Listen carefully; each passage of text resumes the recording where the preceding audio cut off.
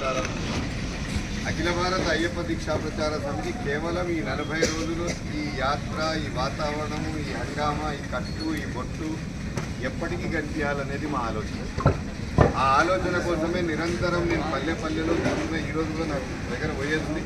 స్వామికి చెప్పిన ఎట్టి పరిస్థితిలో వచ్చిపోతుంది స్వామి అని అంటే 5 నిమిషాలైనా పర్వాలేదు, ఇక్కడ దాకా లాక్తారు. బ్రహ్మం కోసం కంటే కూడా మీరు చేస్తున్న ప్రతి బుధవారం చేసే భజన కోసం నేను ఈరోజు ఇక్కడ దాకా రావాల్సి వచ్చింది.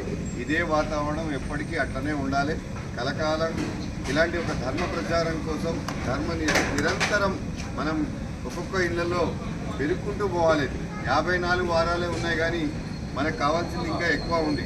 అందుకని ఈ ప్రచారం ఇక్కడ ఒక ఊరికే కాకుండా ఈ ప్రాంతం అంతా కూడా ఎక్కడ నల్లబట్టలు కనిపిస్తే అక్కడ ఒక సాంప్రదాయం వచ్చింది అనేది ఒక గొప్ప చిహ్నం మనం తీసుకురావాలి. ఈరోజు భారతదేశంలో అందరికంటే ఇప్పుడు ఎంతమంది ఇప్పుడు ఆయన ఏమనుకుంటాడనే కాదు, అయ్యప్ప మాటిచ్చిన, అయ్యప్పకు మాటిచ్చిన ఈ ఏదైతే ఈ బంధం ఉందో అయ్యప్ప బంధం అనంతం. అందుకని ప్రపంచంలో ఏదైనా చేయగలిగిన శక్తి ఎక్కడైనా ఉందంటే కేవలం అయ్యప్ప భక్తులకు మాత్రమే ఉంది. ఆ విషయం ఎప్పుడు మర్చిపోవద్దు. ఈ కలయిక ప్రేమతో ఉండాలి, ఇలాగే కలాలి. కొంచెం అందరం కలిసినప్పుడు అది మంది ఎక్కువైతే అట్లా కాకుండా మధ్యగా ఘాటుగానే ఉండాలి. కానీ ఈ ప్రేమ ఉంటాయి. నల్ల బట్టలు వేసుకున్నప్పుడే కొంచెం ఎక్కువ రాజకీయాలు ఉంటాయి. కానీ దానికోసం ఆ తెల్ల బట్టల వరకు నల్ల బట్టలకి తేడా ఉండాలి కదా. ఎక్కడైనా బరాబర్ ఉండాలి, ఎక్కడైనా బరాబర్ ఉండాలి.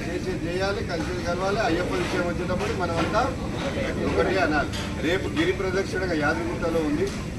అందరు కూడా తెలంగాణలో తొలి ప్రయత్నం గిరి ప్రదక్షిణ చేస్తున్నాం. అలాంటిది ఏమాత్రం అవకాశం ఉన్నా రేపు పొద్దున అక్కడ అందరం కలుసుకున్నాం.